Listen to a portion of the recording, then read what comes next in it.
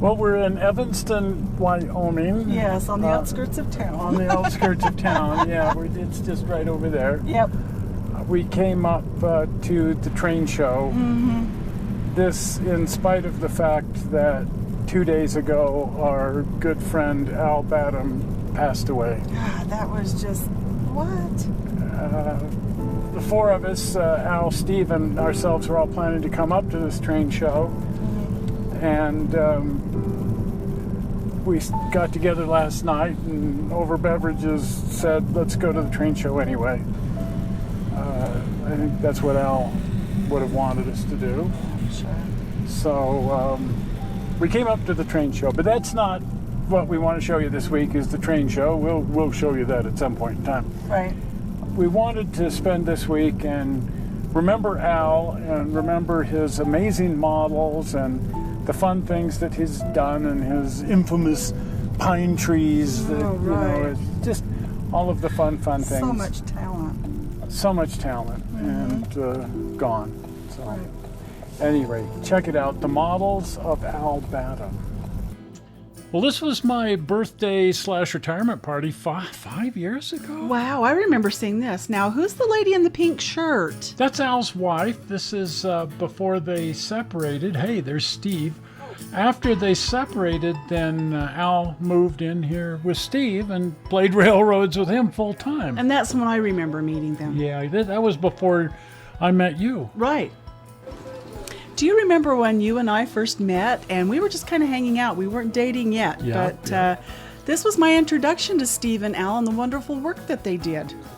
Yeah, it's been a long-standing tradition to go over there every Sunday to play trains, and well, after Al and Jamie broke up, Al just never left. Yes, well, Steve's house is such a welcoming house. Yeah, it's just a welcome place, and he just, he never really moved in, he just never left. This is Steve's railroad, of course, in the upstairs of his house. It's such a neat railroad, and now Al's been, helping him with it. Right. And this is Don. He comes around every Sunday as well. Once we were married, we decided to start on Garage Mahal. Yeah, we needed to get things in order. I had just been storing things over there for decades, and we said, let's turn it into a real live shop and even build a railroad. Right, and Steve and Al were really good to help out. Oh, Al was over there all the time. You remember how cold it was this day? Oh, yes, the furnace didn't work. The furnace was brand new, and it got all plugged up with sheetrock dust. Oh, crap. So we're all wearing coats because there was no heat. And, of course, a lot of the fun is going out to eat afterwards. Yes, it is. We've been going out to eat, every week forever. Yes. Al has actually had several different railroads over the course of his life. Really? But mostly they've been modular railroads. This is the first time he had a real live, great big built-in railroad like this. Of course, it's Steve's railroad, but once he moved in, he sort of adopted that as his own railroad as well. Oh, this is Al helping Don. Don's building a railroad in his house, and so Al's been helping him with that. Of course, Steve and Al now have been concentrating on working together on Steve's railroad, for 4 years. Wow. And they seem to get along so well together. It'd be difficult to have to move in with a friend after a divorce, but they get along really well. They do. This is the railroad that Al had when I first met him, way back in like the 70s. It's an N-scale railroad. I used to give him endless crap saying, one of these days your railroad will grow up and become... an O-scale railroad. Oh, and so then he built this. This is just a contest module, but it's all in O-scale. Wow. And this is an O standard and ON2 set of module railroads that he and Steve built together and took this around to the shows. It was just amazing. Crowds would just stare in disbelief. This was such a beautiful, beautiful little railroad. Somewhere in here, Al adopted the Sabastacook and Moosehead Railroad as his flagship railroad. From that point on, that's what he modeled, was the Sabastacook and Moosehead. Apparently it was a real railroad. And this was, I guess you could call it, our club layout. several of us, including Al and Steve and Don and myself, built this great big huge railroad in a hobby shop, the MRS hobby shop. These are some of Al's different structures that he built for that railroad. Just amazing, amazing structures. Al was so good at scratch building structures. You know, his buildings look real, like you're looking at an actual building. You just have to look close to see that it's a model. Yeah, there's nothing about this that gives it away as a model. You just think you're looking at a real structure. This is the Winters store, which was a real structure in Maine on the Sandy River and Rangeley Lakes. The big MRS railroad had, over 100 structures on it. And a lot of those were built by Al. Scratch built, of course. No kits involved. Oh, no. And everywhere you look, pine trees. Yes, he was known for his pine trees. He was infamous for building pine trees. It had taken him a whole day to build one of these pine trees, and we counted them up, and just on MRS there was over 100 of them. This tree started out this morning as a piece of 12-inch long willow branch, which I selected carefully because of this little broken twig down here, which will remain. That'll become part of the tree.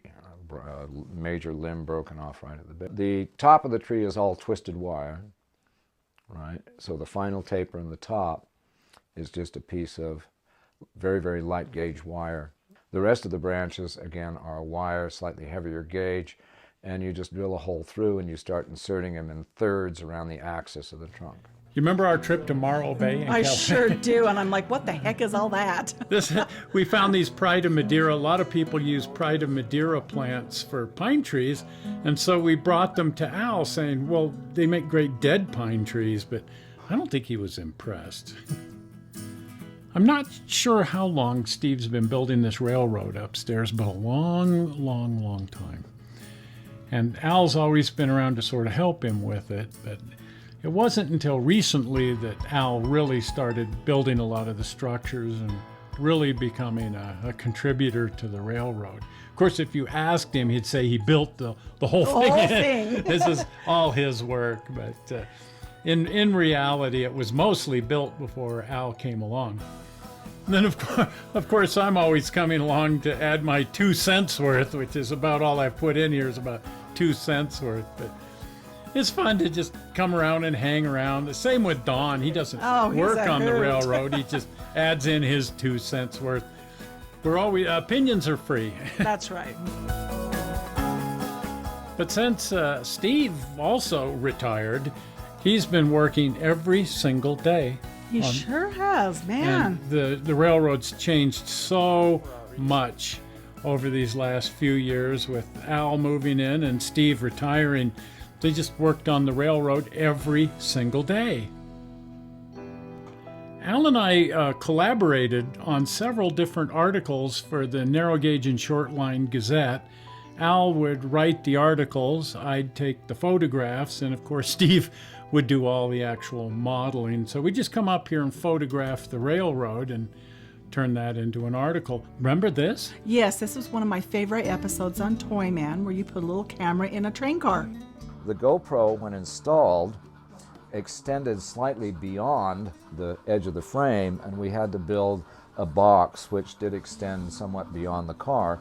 However, it wasn't enough of an extension that it interfered with the operation of the car. This was also an article for the Gazette. We did it as a Toy Man, but we also did an article for the Gazette. Al built these 2 little cars that we could stick the cameras in, and they just turned out so neat. But what Al was most proficient at was building locomotives and mostly rolling stock freight cars and passenger cars. Is that a pickle car? Yeah, he went through a whole phase where he was doing vinegar and pickle cars. This is his Sabastacook and Moosehead locomotive. He did several Sabastacook and Moosehead locomotives. This one out of a River Rossi 440. We did that one collector's attic on the O-scale River Rossies. Anyway, that started off as a as a River Rossi. And these are a few of his cars at the workbench. Oh, is that the pickle car and vinegar car? Actually, those are different ones. He just went through a phase. I don't even know how many of those he built. Oh my. But he was just knocking these out. And of course, he did seminars on them. The disclaimer, I want to start with that.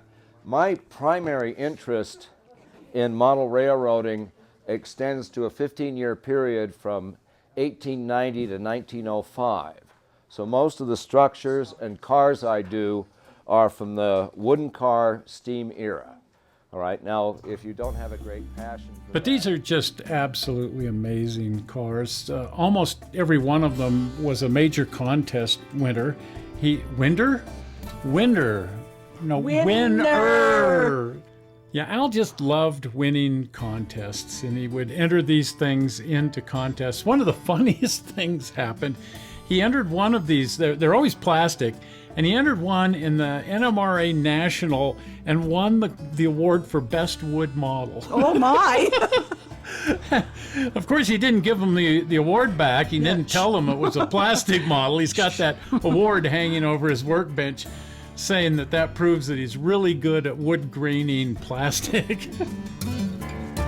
But just amazing attention to detail. The undercarriages, particularly, the attention given to the brake rigging and the various hand grabs, rivet detail. It's hard to imagine that these are scratch built. Right. He even built you a caboose, knowing that you love cabooses. He did, and then he was constantly after me to get it painted. We gotta get that painted now. Now we do. It's been in white plastic long enough. We gotta finish up Al's caboose that he built for you. Every one of these is a work of art. That they are.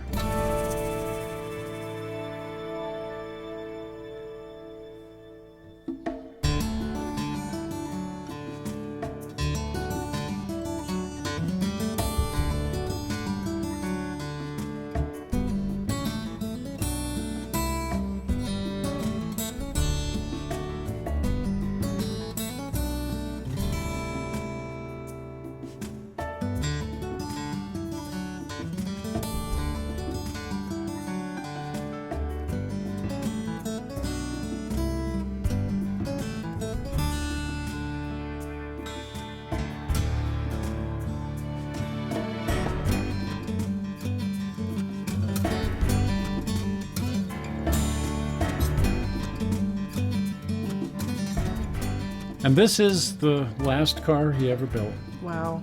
This he was working on right up to when he passed. He had just barely finished it, and I'd been documenting the entire build as we went along with it. We were going to do a whole show when he finished his 100th scratch-built model. This was number 96. Wow. Almost made it to 100, but I guess it was not to be.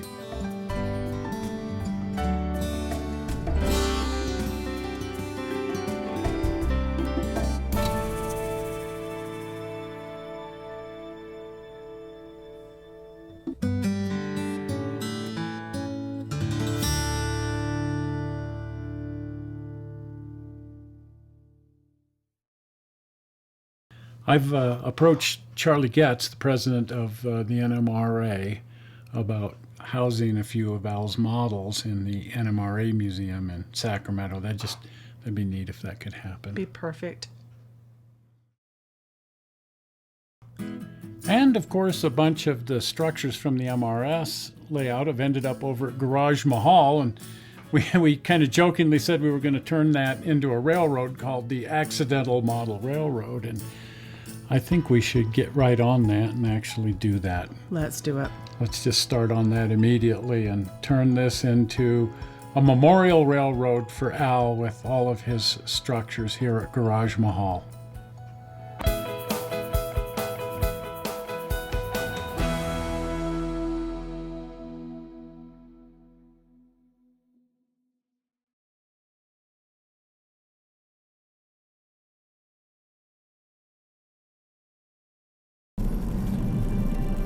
So those are the models and the life and times of Al Badham. Yes, an amazing, talented person. An amazing, talented person. And such a shock to just suddenly lose him. Right, and just no warning whatsoever. Just suddenly he's gone. Hadn't been sick a day in his life. No, been riding bikes, working on his models and that the day before. For reasons completely unknown, he just didn't wake up. Right. So there it is, and this has actually been something of a challenging week for us. We Horrible. just we've been in Portland actually for our wedding anniversary. Right. We had been planning to go up to a steam up in Portland and have a glorious time in Portland, and we've got a whole series of shows that we've shot for you there in the Portland area. But as we were getting ready to leave town to do that, we got a call from Glenn's wife saying, had Glenn called us? A friend of ours. Glenn Beard, he's been on the show in the past, best man at our wedding. Right. Very close friend. And his wife Teresa called and said she couldn't find Glenn, and had he called us? And no, we hadn't spoken to him, and she said he'd been missing for the evening, and she was concerned he hadn't come home. And we got concerned, and anyway, we decided to go to Portland, and we actually thought about heading to Georgia, which is where they live. Right. Because we were very worried about him, and we said, no, there's nothing we could do in Georgia anyway, so Right. we may as well just continue with our plans and go on our lovely anniversary trip to Portland. And no sooner did we get to Portland than we got a phone call from Teresa that they had found his body. Yes, that's just another bizarre. And we, to this moment, don't know what happened. Apparently, for some time, there was a bulletin out on his car saying that it had been involved in a violent crime, and we don't know. The police won't tell anybody anything. No, they're investigating. They're investigating, and until then, all we know for certain is that he's dead, and that's all we know. Right. So we were just getting back from Portland and unpacking our bags, literally unpacking our bags, when Steve called and in just a complete panic and said, I won't wake up. So it's been a hell of a week. Yes. At any rate, not to bring you guys down, but we sort of wanted to share with you some of the trials and tribulations. In largest part because one of the themes of the show has always been that if you have an opportunity to do something, do it. Do it. Get out there and do it, because tomorrow is promised to no one. Right. And in our particular situation, once you arrive at a certain age and you're entering into the adventures of the retired individual, Right. You have time, and hopefully you have some money, and you're able to go screw around, but you also have a narrowing window of opportunity to get out there and get stuff done. Just before she passed away, my mother said to me, the absolute worst thing about getting old isn't the aches and the pains and the health issues and that sort of thing. It's watching everybody you ever knew die. And unfortunately, we're finding out exactly what she... Yep. It's sobering. It's very sobering. But by commitment, living up to our motto of screwing around and get it done, we simply have to redouble our efforts to get out there and live life to the fullest and grab every opportunity by the horns and wrestle it down and Go do something. go work on that model railroad and get that model built and go on that trip and go to that steam up and do all of these things. Because if you put it off till next year, you may be putting it off forever. Right. Not to be too sobering or bring Or negative or anything like negative. that. We never want to be Just, negative on the show, but No. this week has just been seriously. Yep. At any rate, if you haven't been over to the channel, please pop over to the channel, and if you're not a subscriber, it would be cool if you would subscribe to the channel. Right. And you can subscribe to the channel by clicking on the blue button, which will be appearing momentarily. Are you ready for it? Zoink! Right over here. Right there, that blue button right there. That's the subscribe button, and a suggested video over there as well. Well, we're not sure how you found this movie on the internet, and we hope you didn't find it boring, and we will see you here again next week with some happier times, we hope. Yes. See you then. See ya. Bye-bye. Bye.